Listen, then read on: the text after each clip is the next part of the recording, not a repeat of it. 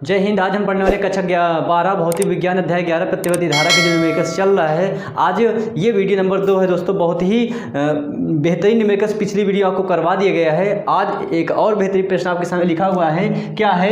एक 100 ओम का प्रतिरोधक 220 वोल्ट 50 हर्ट्ज आउटपुट से संयोजित है। परिपथ में धारा का RMS मान कितना है? ठीक है, ये क्वेश्चन आपके सामने लिखा हुआ है। तो सबसे पहले हम देखते हैं भाई क्या चीज़ें दी हुई हैं। ठीक है, क्या चीज़ें दी हुई हैं। तो एक 100 ओम, भाई 100 ओम, ये तो सीधी सी बात है, प्रतिरोध दे रखा है। प्रतिरोध जिसे आप रेजिस्टेंस कहते हैं 100 ओम। ठीक है, ओम का प्रतिरोधक 220 वोल्ट। देखिए आपको धारा का RMS वैल्यू ज्ञात करना है तो समझ जाइए जो 220 वोल्ट दिया है 50 हर्ट्ज आपूर्ति से संयोजित किया गया है। इसलिए दोस्तों ये आपका क्या हो जाएगा? ये हो जाएगा प्रत्यावर्ती वोल्टेज का वर्ग माध्य मूल्यमान, जिसे आप शॉर्ट में कहते हैं क्या? VRMS। ठीक है, फिर सुन लीजिए, प्रत्यावर्ती वोल्टेज का वर्ग माध्य मूल्यमान VRMS इक्वल टू दे रखा कितना? 220 वोल्ट। आगे बढ़ते हैं। 50 हर्ट्ज, भाई हर्ट्ज किसका मात्रक होता है? आवृत्ति का मात्रक होता है। तो आवृत्ति दे रखा है, आवृत्ति जिसे आप स्मॉल f से प्रेजेंट करते हैं। ठीक है, क्योंकि फ्रीक्वेंसी होता है आवृत्ति मतलब फ्रीक्वेंसी। ये देखा है 50 हर्ट्ज, 50 हर्ट्ज। आपको निकालना क्या है? परिपथ में धारा का RMS मान। ठीक है, परिपथ में धारा का RMS मान। ठीक है, परिपथ में धारा का RMS मान आपसे पूछा जा रहा है। एक सूत्र होता है परिपथ में धारा का RMS मतलब होता है रूट स्क्वायर मीन वैल्यू। ठीक है, वर्ग माध्य मूल्यमान किसका? धारा का। तो IRMS, ठीक है, IRMS, आई थोड़ा सा ऊपर बनेगा। IRMS इक्वल टू होता क्या सूत्र? VRMS बटा कैपिटल R।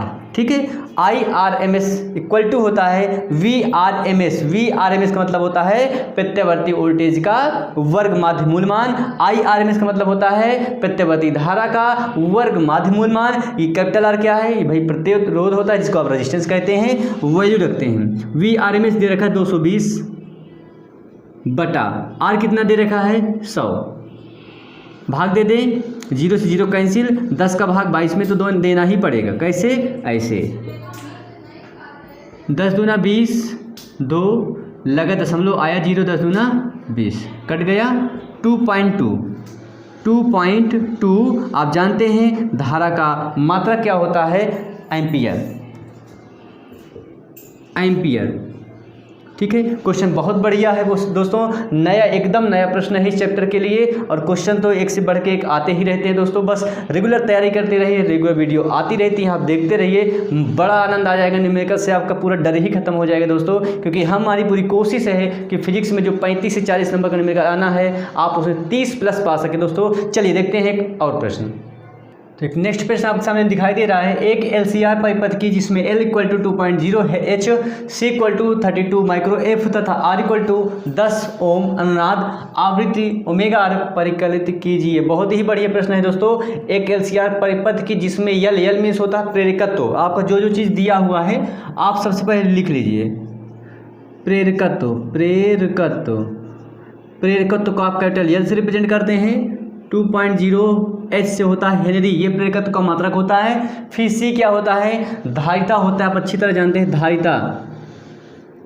धारिता जिसे कैपिटल C से रिप्रेजेंट किया जाता है 32 म्यू F।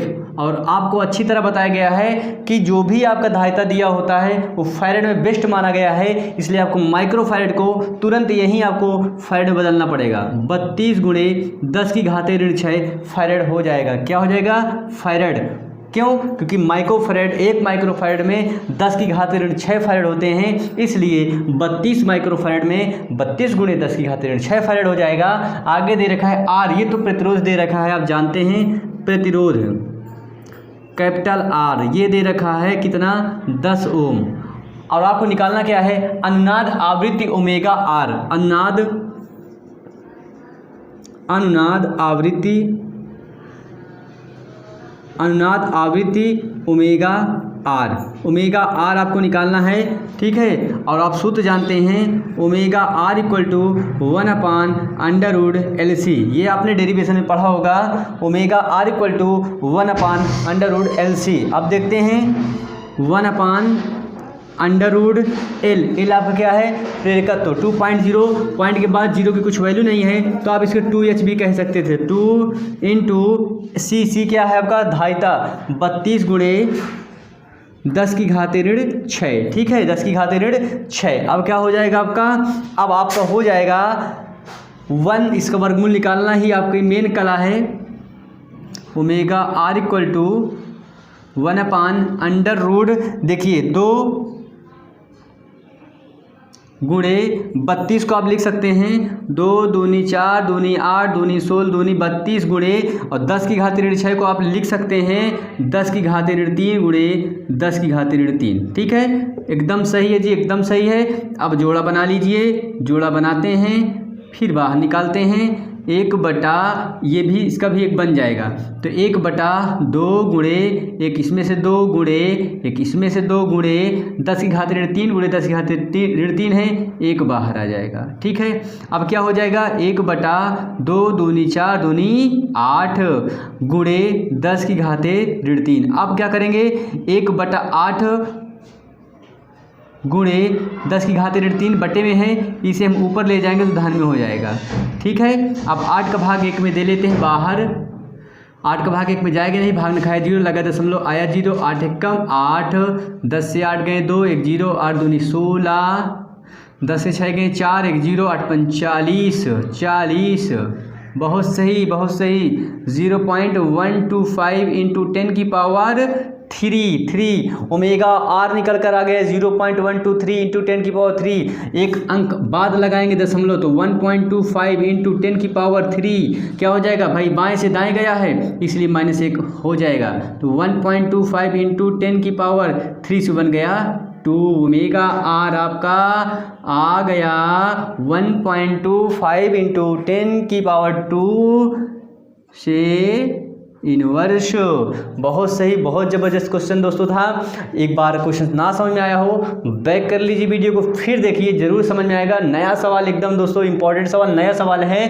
प्रेरकत्व दे रखा था, धारिता दे रखा था, प्रतिरोध दे रखा था, हमें अनुनाद आवृत्ति का फार्मूला याद था, omega R equal to 1/√LC, हो यार एल प्रेरकत्व है आपका, सी आपकी धारिता हो गई। वर्गमूल निकालना इसमें मेन कला थी, वर्गमूल कैसे निकाला आपको समझा दी गई स्टेप बाय स्टेप। उम्मीद है आज के क्वेश्चन आपको बहुत बढ़िया लगे होंगे, क्योंकि दोनों क्वेश्चन नए थे, एकदम जानदार शानदार थे। चलिए मिलते हैं आपसे नेक्स्ट वीडियो, तब तक के लिए जय हिंद।